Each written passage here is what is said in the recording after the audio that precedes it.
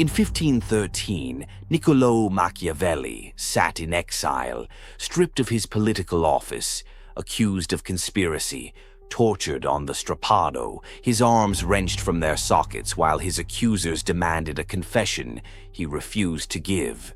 And yet, he did not beg. He did not defend his reputation in public. He did not write letters to the citizens of Florence explaining his innocence. He disappeared. He retreated to a small farmhouse outside the city. He put on old, mud-stained clothes. He played cards with butchers and innkeepers, men far beneath his intellect, and let every powerful person in Florence believe he was finished. During those quiet, invisible years, he wrote The Prince, a book so dangerous it was banned by the Pope, a book that 5 centuries later still sits on the desks of presidents, generals, and CEOs who will never publicly admit they have read it. Machiavelli did not recover from his downfall. He engineered it. And buried inside that strategy is a rule so counterintuitive, so uncomfortable, that most people will reject it the moment they hear it, which is precisely why most people remain powerless. The rule is this: the fastest way to accumulate real power is to convince everyone around you that you have none. That is what this video is about.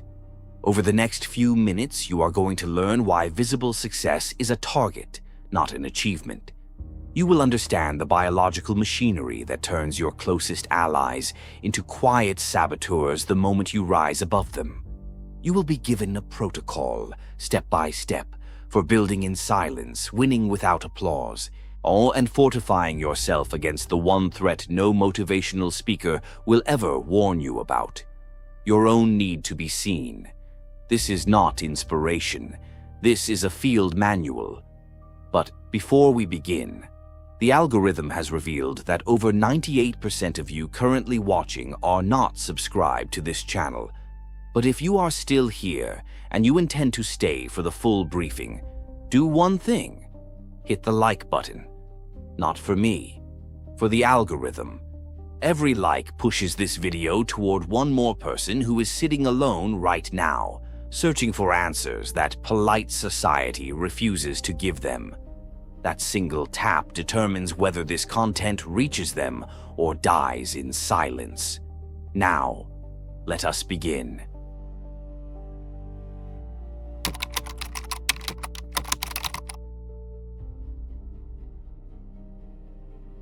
There is a ritual that almost every human being performs without realizing it. You accomplish something. You feel a surge of pride, and within minutes, sometimes seconds, you reach for your phone. You post. You hint. You tell someone. You need the world to confirm what you already know about yourself. And in that exact moment, you have made yourself a target. This is what I call the exposure trap. Bragging is not a display of status. It is a detailed map. A map that shows others exactly what you have, exactly where you are vulnerable, and exactly what they need to take from you to feel equal again. You hand this map out freely, wrapped in a caption or a casual dinner conversation, and you mistake the silence that follows for admiration. It is not admiration. It is assessment. Then understand what is actually happening on a transactional level. When you announce a win, you are making a trade. You are exchanging long-term strategic advantage for a 5-second neurochemical reward, a small pulse of dopamine triggered by external validation. And here is the part no one tells you: that validation is coming from people who, in many cases, do not even like you. They are performing. You are exposing, and the trade is never in your favor. The moment you celebrate in public, a silent reclassification occurs in the minds of everyone watching. You stop being a peer. You stop being harmless. You become something else entirely, a benchmark, a mirror that reflects everything they have not achieved. And human beings do not tolerate mirrors that make them feel small. They break them. So before you go any further in this video, I want you to conduct a private audit. No one will see your answer. Ask yourself honestly, am I building something real in private? Or am I constructing a fragile exhibition for people who will forget my name by Thursday? Write it in the comments below. If the answer disturbs you, good. That discomfort is the first sign you are paying attention.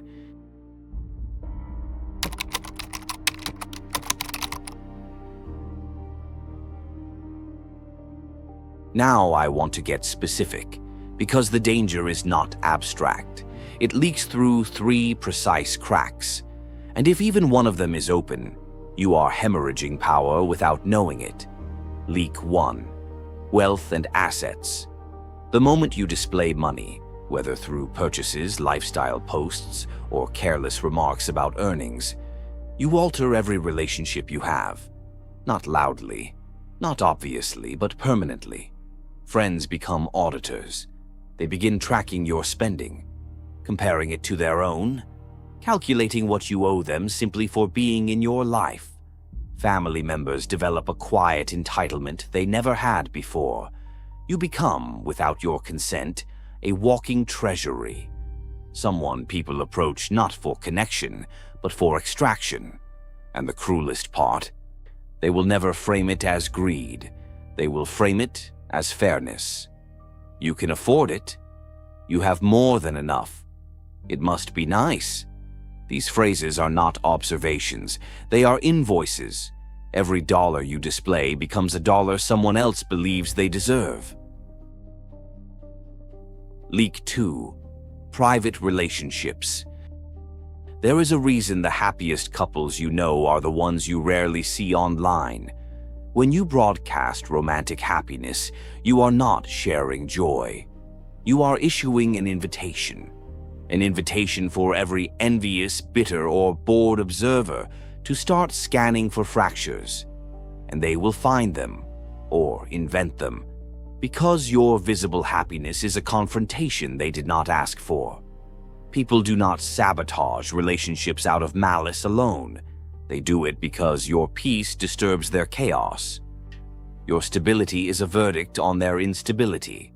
And so they probe. They gossip under the disguise of concern. Are you sure about them? I just want the best for you. I heard something and I did not want to say anything, but every one of those sentences is a blade wrapped in silk. Protect your private peace by making it exactly that, private. Leak 3. Future intentions. This is the most dangerous leak of all, because unlike money or relationships, a plan is defenseless. It has no walls, no track record, no momentum. It is a seed still in your hand, and the moment you show it to the wrong person, they do not water it. They step on it. When you announce a project before it exists, you give your competition a timeline. You give the jealous a head start. You give the mediocre an opportunity to copy your blueprint, execute it poorly, and flood the market before you ever arrive. Machiavelli understood this 500 years ago. He called it the danger of declaring your intentions before your army is assembled. In modern language, it is simpler. Never let anyone see the sword until it is already at their throat. The law of the finished fact is absolute. Speak only of what is done. Reveal only what cannot be undone. Let your results announce themselves, and let your enemies realize too late that they were never watching the right direction.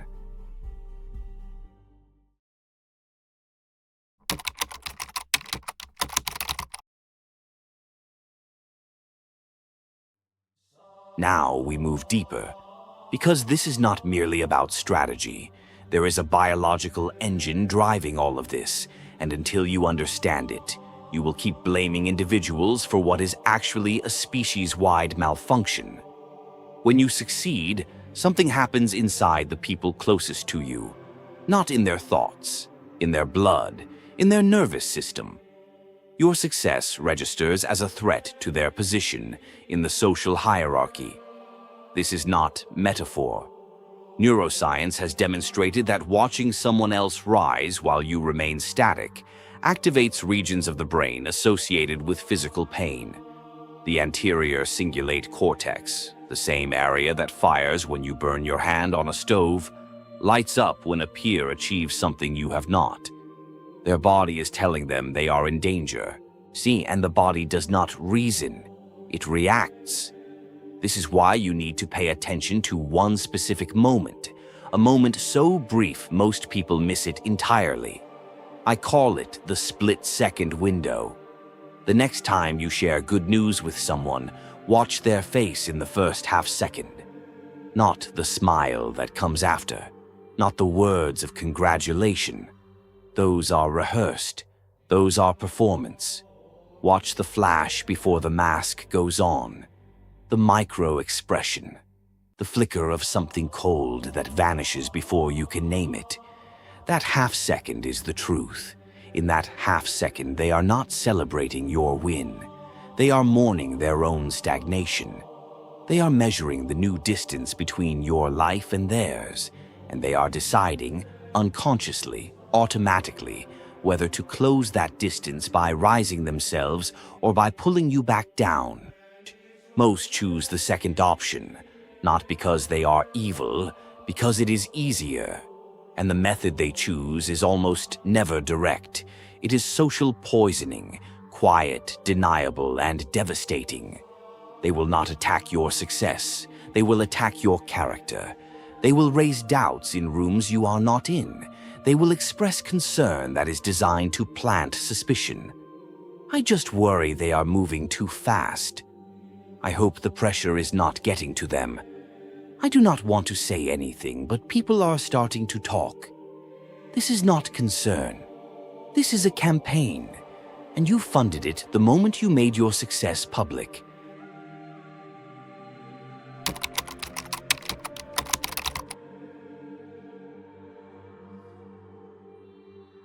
Everything up to this point has been diagnosis. Now we shift to countermeasures. This is the operational section, the protocol you install into your daily behavior starting today. Countermeasure 1, tactical mediocrity. This is the most Machiavellian tactic in the entire playbook, and it requires genuine discipline to execute because it demands that you suppress the one instinct that feels most natural, the instinct to be recognized. Tactical mediocrity means deliberately presenting yourself as average, unremarkable, mildly struggling. You do this not because you are weak, but because you understand something that ambitious amateurs never grasp. Visibility is a cost, not a reward. When people believe you are ordinary, they drop their defenses. They become lazy in their assessments of you. They stop watching. They stop competing. They hand you the one advantage that money cannot buy and talent cannot guarantee, the advantage of being underestimated. Cesare Borgia used this. He let rivals believe he was a reckless young man with no political mind. By the time they realized their error, he had already taken their territories, their alliances, and their options. You do not need to conquer cities, but you do need to stop handing people accurate intelligence about your capabilities. Be less impressive in conversation. Let others dominate the room. Nod. Listen. Say less than necessary. And build your arsenal in the dark where no one thinks to look. Countermeasure 2. The envy shield. This is a linguistic tool. A verbal camouflage you deploy anytime you cannot avoid discussing a success. The rule is simple. Never present a win without attaching a visible cost. You bought a house?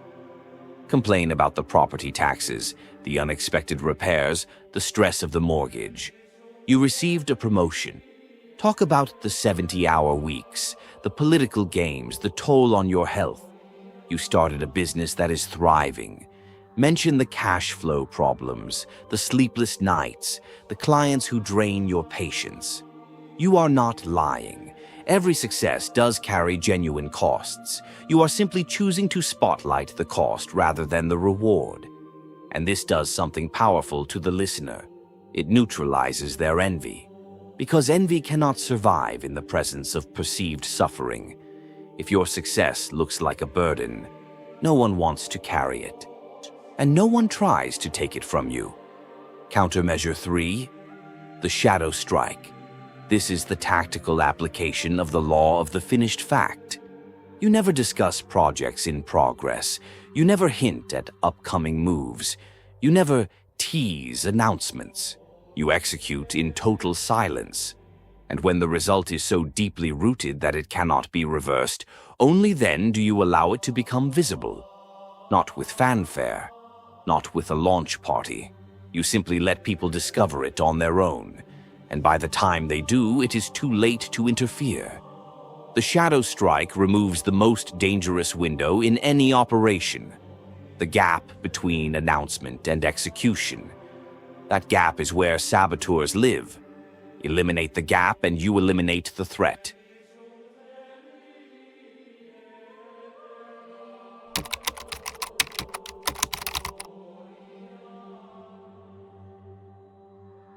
Tactics are external. They protect you from the world. But there is an internal threat that no tactic can neutralize, the part of you that still craves applause. This section is about killing that part, surgically, permanently. First principle: stop performing, start presiding. Most people spend their entire lives auditioning for approval, for acceptance, for a seat at someone else's table, and even when they get the seat, they spend the rest of the evening terrified of losing it. A sovereign does not audition. A sovereign builds their own table in a room that others do not know exists. The audience is irrelevant because the sovereign is not performing. They are operating. There is a vast difference between the two, and your entire psychological architecture changes the moment you internalize it. Second principle: anchor your value internally. Your self-worth must become a fixed point, a constant. It does not inflate with praise. It does not deflate with silence. It does not fluctuate based on the opinions of people who have never built anything of consequence. This is not confidence. Confidence can be shaken. This is something colder, a calibrated self-assessment based on evidence you have gathered through private discipline, not public performance. You know what you are capable of because you have tested it. Alone, without an audience, without documentation, without a single post. That knowledge is your anchor, and no external force can drag it. Third principle: the great filtration. This is uncomfortable. It is meant to be. Fake a failure, deliberately. Let the people around you believe that you have lost something significant. Money, status, momentum. Then sit back and observe. Watch who disappears. Watch who suddenly has scheduling conflicts. Watch who stops returning messages. Watch who begins distancing themselves with the precision of someone exiting a building they suspect is about to collapse. These people were never your allies. They were your audience. And an audience leaves when the show ends. The ones who remain, the ones who call, who show up, who offer help without being asked, those are your actual foundation. They are rare. Protect them. But do not make the mistake of assuming loyalty is common. It is not. It is the rarest commodity in human social life. And the only way to verify it is to remove every incentive for it and see what survives. Consider this for a moment. You are now deep into material that most people will never encounter. Not because it is hidden, but because they lack the patience to reach this point. They scroll, they skip, they consume fragments and call it understanding. You are different, and if you have found value in the way this channel deconstructs power, then leave a comment below, even a single word. Tell me which phase landed the hardest for you. Every comment you make is a vote to keep this type of material visible in a platform and help someone who needs to see this.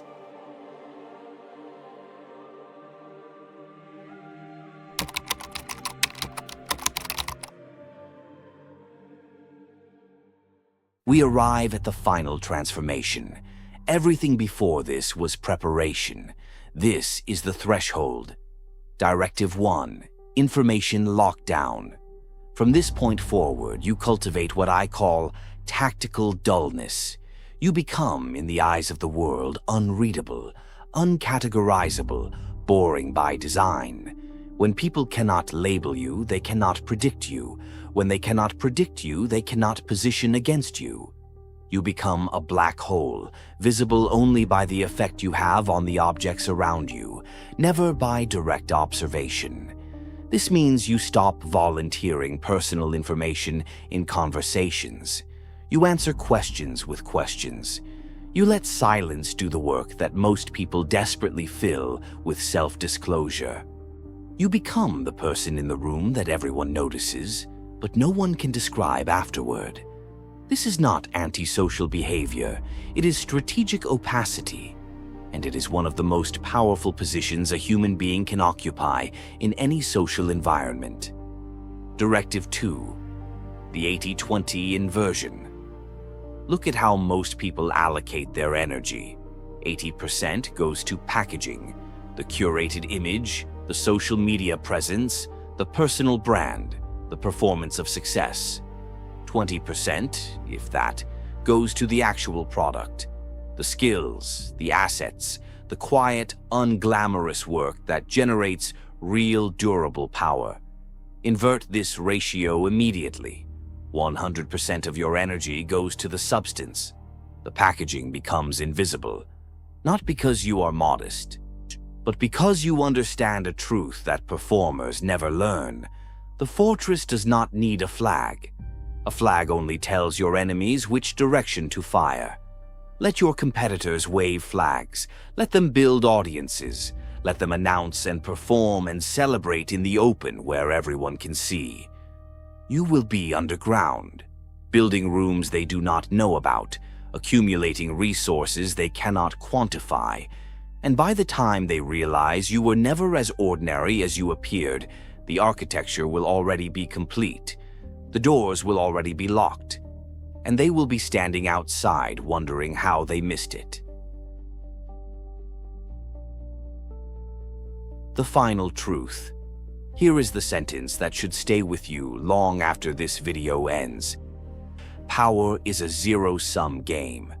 Every ounce of attention you give to the world is an ounce of power you no longer possess. Every reveal, every announcement, every moment spent performing for people who will forget you by morning. It is a withdrawal from an account that does not replenish easily. Machiavelli understood this from his farmhouse in exile. He let Florence believe he was finished. He let his enemies celebrate.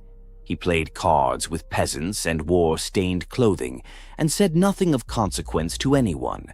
And then he released a book that changed the trajectory of political thought for the next 5 centuries.